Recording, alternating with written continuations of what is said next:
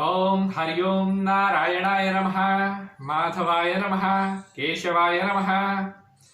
आप देख रहे हैं आपका अपना YouTube चैनल और मैं पंडित नितिन शास्त्री आप सभी भक्तजनों का हार्दिक अभिनंदन करता हूं। प्रिय भक्तजनों, ज्योतिष जिज्ञासा और हिंदू धर्म से जुड़ी आस्था और जानकारियों के लिए अगर आपने अभी तक चैनल को सब्सक्राइब नहीं किया है तो चैनल को सब्सक्राइब जरूर कर लें।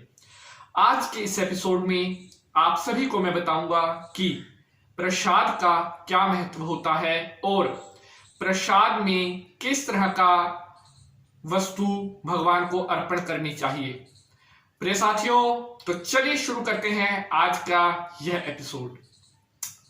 प्रिय बंधुजनों, भगवान को प्रसाद भोग लगाने के कितने तरीके होते हैं और भगवान को किस तरह से भोग लगाया जाता है, क्योंकि जब भी हम कोई यज्ञ पूजा पाठ, कोई हवन, कोई कार्यक्रम अनुष्ठान, कोई उत्सव करते हैं तो सबसे पहले भोग भगवान को लगाया जाता है।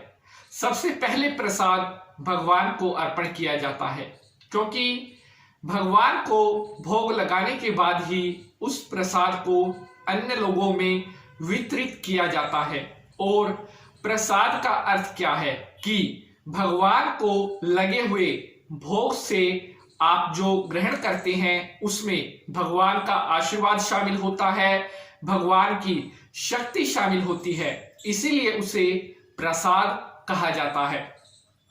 भगवान को भोग लगाने का मंत्र क्या है और अगर भगवान के भोग में फल इत्यादि चढ़ाने हो तो वे फल कैसे होने चाहिए और किस देवता को किस तरह का फल चढ़ाया जाता है, और विष्णु, शंकर, ब्रह्मा, माता, इन सभी का क्या अलग अलग फल होता है, किस देवता को कौन सा फल चढ़ाया जाता है, इन सभी के बारे में आज मैं आपको बताऊंगा। प्रिय भक्तजनों, प्रसाद के बिना कोई भी यज्ञ संपूर्ण नहीं होता। जब तक भगवान का भोग नहीं लगता तब तक आपका किया हुआ पूजा पाठ पूर्ण नहीं माना जाता। भोग लगने के बाद आपका किया हुआ यज्ञ पूजा पाठ पूर्णता को प्राप्त होता है। लेकिन यहां पर सवाल उठता है कि भोग कैसे लगाएं, किस तरह से लगाएं और भगवान के भोग में किस किस वस्तु को शामिल करें और किस किस वस्तु को शामिल करने से बचना चाहिए। प्रिय भक्तजनों, सबसे पहले अगर बात करें फलाहार की कि भगवान की पूजा के दौरान किन फलों का प्रयोग किया जाना चाहिए। अलग अलग देवी देवताओं के निमित्त अलग अलग फल चढ़ाए जाने उत्तम रहते हैं। सबसे पहले बात कर लेते हैं भगवान विष्णु जी की कि विष्णु देवता को किस तरह के फल, कौन सा फल चढ़ाना सबसे उत्तम रहता है। प्रिय भक्तजनों, वैसे तो अगर आप कोई भी फल चढ़ाएं भगवान सभी को ग्रहण करते हैं, लेकिन आज के इस एपिसोड में किस देवता को विशेष रूप से कौन सा फल प्रिय होता है यह मैं बता रहा हूं। प्रिय भक्तजनों, अगर बात करें विष्णु नारायण भगवान की, विष्णु जी जिनका पीताम्बर पीत वर्ण है, और अगर विष्णु देवता को केले का प्रसाद, केले का फल विष्णु देवता को चढ़ाया जाए तो सबसे अधिक प्रसन्नता, सबसे अधिक प्रिय विष्णु जी को केले का फल होता है। इसके अतिरिक्त मुनक्का जो होता है, मुनक्के की जो दाख होती है, अगर वह विष्णु जी को चढ़ाई जाए वह भी विष्णु जी को बेहद प्रिय होती है। इसके साथ साथ पीले रंग की दाल, जिसको चने की दाल बोलते हैं, वह भी विष्णु जी को बेहद प्रिय होती है। और साथ में अगर मिष्ठान की बात करें, मीठे की बात करें, तो विष्णु जी को शक्कर चढ़ाना बेहद कल्याणकारी होता है। प्रिय भक्तजनों, पीले रंग का फल भगवान विष्णु देवता के निमित्त अर्पण करना विशेष पुण्यदायी होता है। अगर बात करते हैं शंकर जी की, शंकर जी को कैसा फल चढ़ाएं और किस प्रकार से उनको भोग लगाना चाहिए। प्रिय साथियों, शंकर जी को फल चढ़ाते समय आपने बहुत सी बातों का ध्यान रखना होता है कि शंकर जी को किस तरह का फल प्रिय है। प्रिय साथियों, शंकर जी को अगर आप लाल रंग का फल जैसे सेब चढ़ाते हैं तो यह भी उनको बेहद प्रसन्न करने वाला होता है। इसके साथ आप शंकर जी को जो है लाल रंग के लड्डू भी अर्पण कर सकते हैं। अगर मिष्ठान की बात करें तो गुड़ शंकर जी को अर्पण करना बेहद कल्याणकारी होता है, क्योंकि शंकर जी को गुड़ चढ़ाने से आपको जन्म जन्मांतर तक प्रसन्नता की प्राप्ति होती है। प्रिय भक्तजनों, अगर बात करें देवी को किस तरह का भोग लगाना चाहिए, दुर्गा देवी या आपकी जो कुल देवी है, अगर आप उसको फल चढ़ाना चाहते हैं, उनको भोग लगाना चाहते हैं तो किस तरह का भोग लगाएं। फलों में माता रानी के लिए आप अनार का फल अगर चढ़ाते हैं तो यह आपको बहुत ज्यादा पुण्य को देने वाला होता है।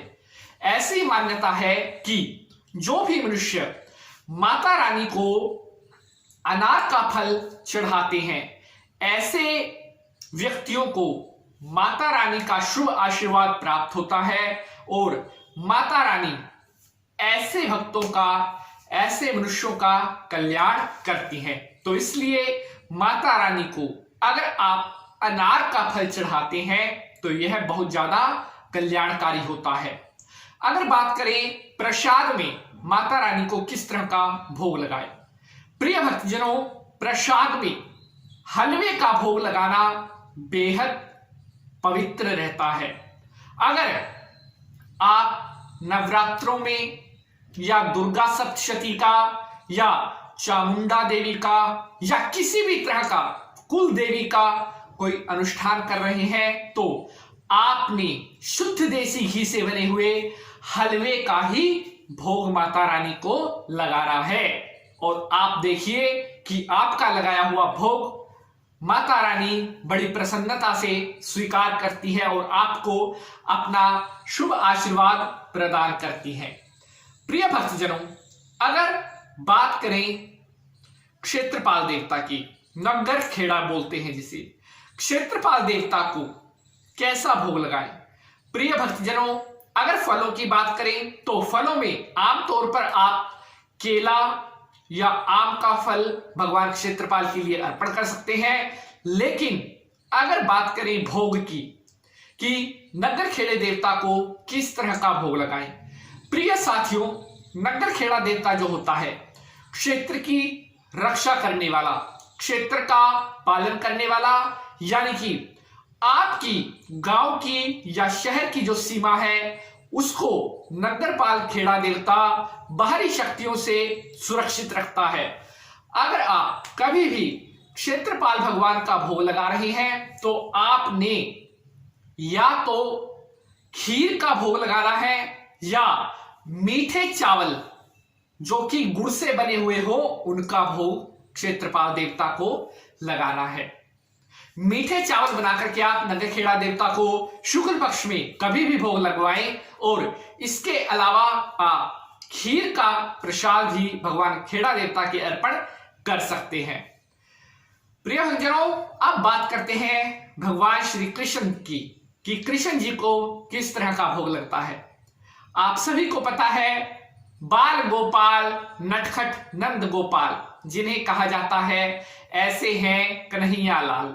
कन्हैया लाल को किस तरह का भोग लगाना चाहिए। बहुत सी कथाएं आपने, बहुत सी रास लीलाएं भगवान श्री कृष्ण जी के बारे में सुनी है कि बचपन में किस तरह से मटकी फोड़ और माखन खाते थे। और माखन का भोग और मिश्री का भोग अगर आप कृष्ण जी को लगाते हैं तो उसका तो क्या ही कहना। अगर आप भगवान श्री कृष्ण जी की कृपा की प्राप्ति करना चाहते हैं तो माखन और मिश्री का भोग नंद गोपाल को लगाएं और देखना हर हर नंद गोपाल, हर हर नंद गोपाल और नटखट देव किस तरह से आपकी मनोकामनाएं पूर्ण करते हैं। भगवान श्री कृष्ण को माखन का, मलाई का, मिश्री का भोग लगाएं और आपकी समस्त मनोकामनाएं भगवान श्री कृष्ण जी पूर्ण कर देते हैं। प्रिय साथियों, इस प्रकार से आज के इस एपिसोड में मैंने आपको बताया कि किस देवता के निमित्त किस वस्तु का भोग लगाना बेहद कल्याणकारी होता है और किस प्रकार से कैसे फल चढ़ाने चाहिए। प्रिय भक्तजनों, अब मैं कुछ विशेष जानकारी आपको देता हूं कि आपने प्रसाद या फल चढ़ाते समय किन बातों का ख्याल अपने ध्यान में रखना है, क्योंकि प्रसाद जब भी हम चढ़ाते हैं, जब भी हम फल चढ़ाते हैं, उसमें कई बार हम कुछ ऐसी गलतियां कर देते हैं जिनके कारण हमारा चढ़ाया हुआ प्रसाद भगवान ग्रहण नहीं करते। ऐसा क्यों होता है? देखिए, जब भी आप भगवान को फल चढ़ाते हैं, आपने एक बात का ध्यान रखना है कि जो फल आप चढ़ा रहे हैं वो फल पूरी तरह से साफ होने चाहिए, उनके ऊपर कोई दाग ना लगा हुआ हो, कोई फल गला हुआ ना हो और कहीं से कटा फटा हुआ वह फल नहीं होना चाहिए। जो भी फल आप भगवान को चढ़ा रहे हो वह फल एकदम साफ सुथरा और ताजा होना चाहिए, क्योंकि भगवान ताजे फलों को ही ग्रहण करते हैं। अगर आप 2 दिन या 3 दिन से फल आपके घर में रखा हुआ था, वही फल भगवान को चढ़ाते हैं, तो यह आपको शुभ प्रभाव देने की बजाय आपको नुकसान दे सकता है। भगवान को कभी भी कटा हुआ फल ना चढ़ाएं, कहीं से दागला फल ना चढ़ाएं। ऐसा फल आपने भगवान को नहीं चढ़ाना है। भगवान को किस तरह का फल ना चढ़ाएं, आपने एक बात का सदा ध्यान रखना है, कभी भी भगवान को खट्टा फल नहीं चढ़ाना है। जिस फल का स्वाद शैला है, ऐसा फल आपने भूलकर नहीं चढ़ाना है, क्योंकि खट्टे फल का जो स्वभाव होता है वह तामसिक होता है और तामसिक फल भगवान को कभी भी नहीं चढ़ाया जाता। भगवान को जो भी फल आप चढ़ाते हैं वह स्वभाव में उसका मीठा होना चाहिए। फल में फिर आप कुछ भी ले सकते हो, अमरूद, केला, सेब, नाशपाती, आम, चीकू।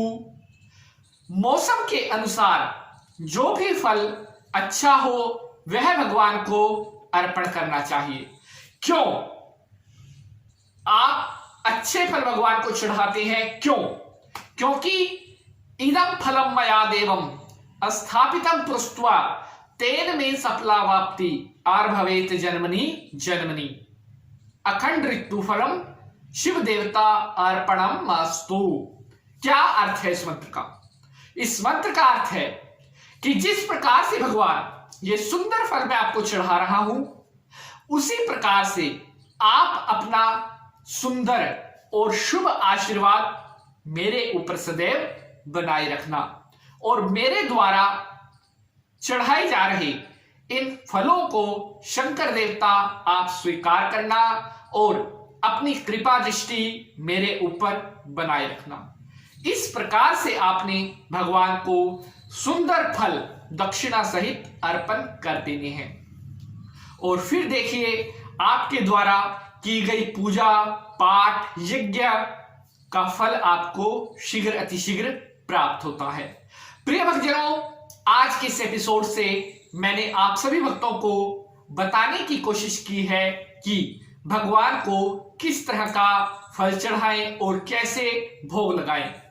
आशा करता हूं यह वीडियो आप सभी को पसंद आई होगी और अगर भगवान को चढ़ाने वाले फल या भगवान को लगाए जाने वाले भोग के संबंध में अन्य आपका किसी तरह का कोई प्रश्न है तो आप अपना प्रश्न कमेंट बॉक्स में लिख भेज सकते हैं।